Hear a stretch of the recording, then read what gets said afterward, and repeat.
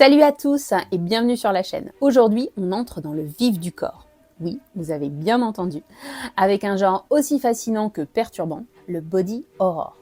Un mélange explosif entre horreur et science-fiction où le corps devient le terrain de jeu de nos pires cauchemars. Mutation, transformation, décomposition, perte de contrôle, le corps change, dégénère, échappe à toute logique. Alors, oui, l'horreur regorge déjà de corps mutilés, putréfiés, de membres arrachés, du slasher au splatter, mais le body horror, c'est plus intime, plus viscéral. C'est vous, votre propre corps, qui tourne mal.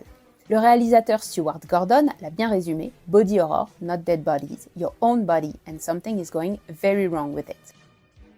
Le terme a été utilisé la première fois par Philip Brophy dans les années 80 en référence à un genre de cinéma d'horreur émergent de l'époque et notamment à un certain David Cronenberg. Son film La Mouche, devenu culte depuis, en est un parfait exemple.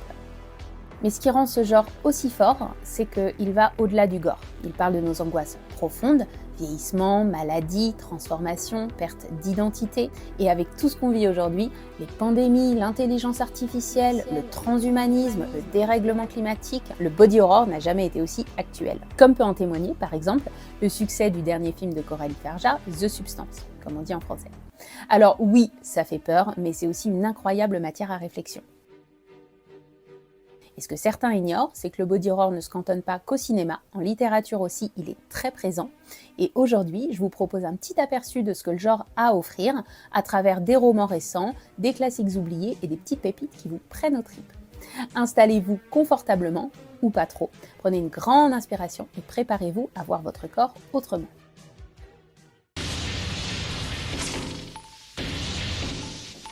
Le body horror technologique reflète nos peurs les plus viscérales face aux avancées de la science, de la médecine et de la technologie. C'est un voyage absolument terrifiant à travers les mutations du corps. En 1818, Mary Shelley est déjà sur le coup.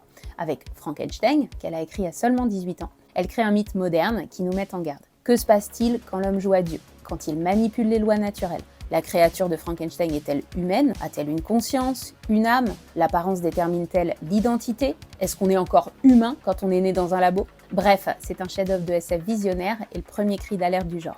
En 1896, H.G. Wells enchaîne avec l'île du docteur Moreau. Là encore, on viole les limites de l'éthique, le corps devient un terrain d'essai et l'humain une simple matière première. De même avec Herbert West, qui joue au réanimateur dans la nouvelle de Lovecraft en 1922. Même si je préfère personnellement le film de Stuart Gordon des années 80 que la nouvelle qui est un peu raciste. Horreur, science, mutation, le cocktail est lancé. Et si vous voulez aller fouiller dans ces classiques monstrueux, je vous recommande cette excellente anthologie The Mammoth Book of Body Horror qui réunit les meilleures nouvelles du genre par les plus grands auteurs d'Edgar Poe à Christopher Fowler.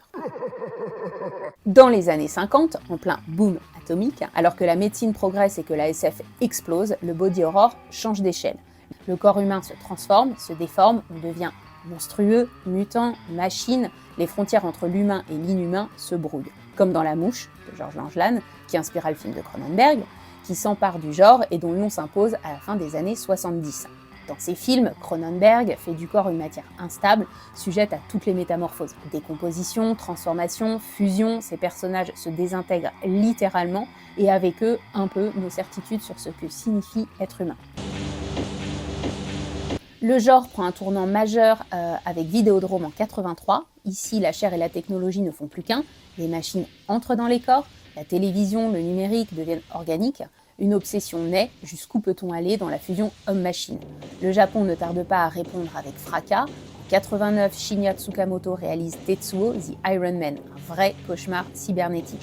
Le corps s'y fait complètement envahir par le métal et c'est une alerte furieuse contre la déshumanisation à l'ère industrielle. Aujourd'hui, la question est plus brûlante que jamais.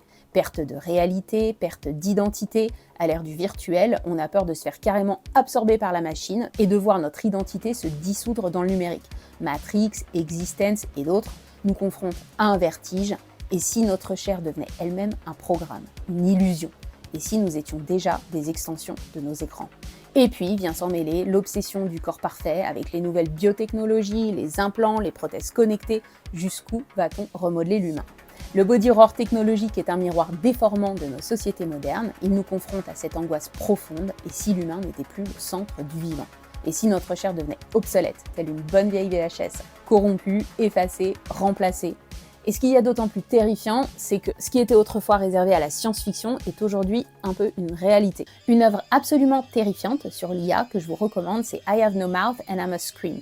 La nouvelle post-apocalyptique de Harlan Ellison, publiée en 1967, chose quand même assez incroyable, nous raconte l'histoire d'une intelligence artificielle qui, après avoir détruit le monde, tout simplement, torture les survivants de manière extrêmement sadique. On ne pourra pas dire qu'on n'aura pas été prévenu. Et pour les gros fans de Cronenberg, ce petit recueil collectif intitulé The New Flesh, un hommage littéraire au maître du body horror, comprenant une quinzaine d'histoires courtes, toutes dans l'esprit du réalisateur. Dans le body horror écologique, Mère Nature vient reprendre ses droits, enfin. Et si vous pensez qu'elle est plus clémente avec nous que la machine, vous allez vite déchanter. Le genre explore les conséquences effrayantes de l'interaction entre l'homme et son environnement. Virus, parasites, mutations génétiques, contamination invisible, ici, la transformation du corps devient le symptôme d'un monde en crise. Alors certes, la peur de la contamination ne date pas d'hier, mais elle a trouvé un nouvel écho aujourd'hui dans notre époque de catastrophes écologiques et de pandémie mondiale.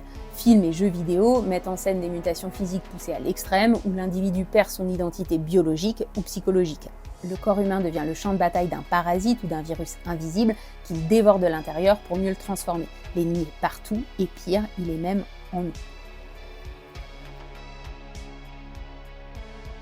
Le maître du genre aujourd'hui en littérature, c'est Nick Cutter. Pseudonyme horrifique de l'auteur canadien Craig Davidson, son roman Rust and Bone a été adapté par Jacques Audiard, de Rouille et d'Os. Mais côté body horror, c'est surtout avec The Troop qu'il frappe fort. Une troupe de boy scouts isolés sur une île, un homme malade et insatiable, une créature parasite, et l'horreur commence. J'ai adoré ce roman, j'ai été plongée dans l'intrigue dès la première page, à la manière de Carrie de Stephen King, qui l'a d'ailleurs influencé, je crois. On alterne entre les récits avec les boy scouts, extrêmement prenants, et des coupures de presse et comptes rendus médicaux qui permettent au lecteur de comprendre à la fois l'origine du mal qui ronge maintenant cette île, mais aussi ses conséquences, puisqu'on a également des articles de presse post-datés au récit. Une lecture viscérale, tendue, avec un vrai propos sur l'expérimentation médicale, la déshumanisation et le corps pris comme cobaye. Dans The Deep, Cutter pousse encore plus loin. Une épidémie mondiale, un espoir de remède au fond de l'océan, une station sous-marine hantée par quelque chose. Le corps s'y déforme, la mémoire se brouille, l'angoisse se fait liquide. Son nouveau roman vient par ailleurs de sortir, The Queen. On est ici sur du body horror entomologique. Si les petites bêtes vous font peur, vous allez être servis. Une hybride mi-teenage, mi-reine abeille, portée disparue, des fourmis qui grignotent le visage, de la manipulation génétique et une ado qui mène l'enquête. Même si personnellement je suis assez mitigée sur celui-ci que j'ai trouvé un petit peu en dessous des autres quand même. Dans le genre, je vous recommande aussi The Ruins de Scott Smith, sorti en 2006, qui a également influencé Nick Cutter, où des touristes sont coincés dans une jungle mexicaine, pris au piège par une plante carnivore manipulatrice. Certes, ça a l'air un petit peu absurde dit comme ça, et pourtant c'est absolument terrifiant.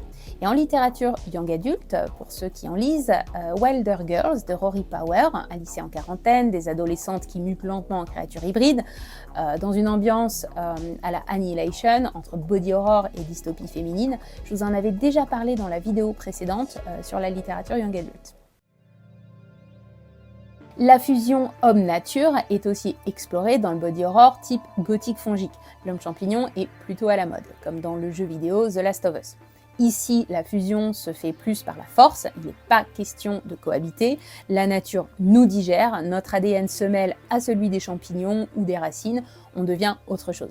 Plus tout à fait humain, peut-être une simple hallucination. En tout cas, Gaïa n'est plus une déesse nourricière, c'est une entité complètement indifférente qui nous remodèle selon ses propres lois. Et sur ce thème, j'ai beaucoup aimé What Moves the Dead de Kingfisher, nom de plume d'Ursula Vernon, sorti en 2022. Une réécriture complètement hallucinée de la chute de la maison Usher d'Edgar Poe. C'est macabre, atmosphérique, entre gothique et dark fantasy. C'est peuplé d'animaux zombies et c'est cool. Alex Easton, Sworn Soldier, reçoit un jour une lettre de son ami d'enfance, Roderick Usher, l'informant que sa sœur Madeline est gravement malade. Une fois rendu au château, Alex découvre une Madeleine fantomatique, lunaire et qui divague complètement. Son état pourrait avoir un lien avec la présence dans le jardin de champignons étranges et d'algues phosphorescentes dans la rivière. Je vous recommande également Mexican Gothic de Silvia Moreno Garcia, complètement dans la même vibe, une autrice qui, elle, mêle légendes folkloriques, écosystèmes vengeurs et horreur gothique. Dans un futur ravagé par la pollution, le réchauffement climatique, où les ressources se font rares, les plantes et les animaux ont muté, bref, c'est la merde, l'humain pourrait bien devenir une denrée. C'est le cas dans Tender is the Flesh, le chef-d'œuvre d'Augustina Basterrica, sorti en 2017. Un roman glaçant qui m'a retourné l'estomac, mais que j'ai dévoré. Un monde où les animaux ont tous été exterminés suite aux conséquences d'un virus et où on a remplacé l'apport de protéines animales par de la viande humaine, puisque les végétaux ne suffisaient pas à nourrir les gens. Je l'ai trouvé d'un réalisme absolument terrifiant, qui sensibilise aussi à la cause animale. Le corps humain devient un produit de grande consommation, on est découpé, emballé, étiqueté, mangé, bref, c'est sans pitié, je vous le recommande absolument. Le body horror écologique pose donc une question brutale, sommes-nous compatibles avec notre planète ou allons-nous tout simplement disparaître ? La solution à notre survie se trouve peut-être sur une autre planète, dans le cosmos, ou pas. Alors que le body horror écologique parle de l'homme dévoré par la nature, le body horror cosmique, lui, regarde vers les étoiles. Ce qu'il découvre ne fait pas franchement rêver. Face à l'immensité du cosmos, l'humain devient minuscule, impuissant, insignifiant et parfois il dégénère. Il ne s'agit plus seulement de transformation physique, mais de perte de repère totale. Bienvenue dans l'univers de Lovecraft, père tentaculaire du genre qui a semé les graines de ce cauchemar métaphysique. L'une des meilleures histoires de parasites extraterrestres reste La Chose, une nouvelle de John W. Campbell, adaptée en 82 par le maître John Carpenter. En Antarctique, des scientifiques réveillent une entité alien capable d'imiter parfaitement toute forme de vie. Vous connaissez la suite, normalement. La question que La Chose nous pose, qui suis-je si je ne peux même plus faire confiance à mon propre corps ? Dans un registre plus intimiste, mais tout aussi perturbant, Kate Koja explore, elle, le body horror cosmique, mais de l'intérieur. Son roman The Cipher, sorti chez Dell Abyss dans les années 90, un éditeur qui cherchait à donner à l'horreur de nouvelles voix, met en scène deux paumés qui trouvent dans leur immeuble un trou noir qu'ils vont surnommer le Fun Hole et qui déforme tout ce qui s'en approche. Alors bien sûr, ils vont pas s'en priver. C'est poisseux, c'est glauque, 90s, quelque part entre Hubert Selby et Lovecraft, Koja use du stream of consciousness dans son écriture pour nous mettre en immersion directe dans la psyché des personnages et ça fonctionne plutôt bien. Un roman culte, très particulier, qui peut déplaire à certains et en fasciner d'autres. À découvrir aussi Skin, Bad Brains et Strange Angels, mais lisez tout ça en anglais par pitié car les traductions de J'ai lu des années 90 ont traîné bien trop près du Fun Hole. Le body horror cosmique fait aussi des ravages dans la culture japonaise où il est présent depuis bien longtemps, des rokurobuki, ces créatures au cou extensible ou au visage changeant, qui font déjà le pont entre métamorphose et identité fracturée, au classique absolu de Katsuhiro Otomo Akira, mais le maître incontesté du genre, c'est bien sûr Junji Ito. Dans son chef-d'œuvre Uzumaki, Spirale, en français, un village entier est corrompu par une spirale. Le résultat, des mutations absurdes, grotesques, une folie contagieuse, des transformations insensées et des dessins à tomber par terre. C'est une véritable masterclass du body horror cosmique. Et pour finir, une petite perle graphique, Black Hole, de l'américain Charles Burns, des ados infestés par une MST mystérieuse qui cause des mutations physiques bizarres, grotesques, presque poétiques. En conclusion, l'horreur cosmique, c'est quand on n'y comprend plus rien. Quand le corps, la science, la logique, absolument tout nous échappe. Si vous êtes toujours avec moi, si vous suivez toujours, allons encore un peu plus loin parce que le body horror, c'est pas que des mutations flippantes, des parasites visqueux, c'est aussi un super terrain de jeu pour aborder des thèmes sociétaux. Sexualité, genre, identité, le corps devient ici un champ de bataille politique, un lieu de réappropriation, de subversion, de rébellion et d'émancipation. Kafka, avec sa métamorphose, était-il en avance sur son temps ? Enfermé dans un corps de cafard, le héros subit l'ultime altération de soi, dégoût, exclusion, déshumanisation, tout y est déjà, et il pose la question « et si on se réveillait enfermé dans un corps autre, monstrueux, rejeté ?» Dans les années 80, Clive Barker, avec son body horror sensuel et viscéral, célèbre le queer, le BDSM, l'hybride, le monstrueux.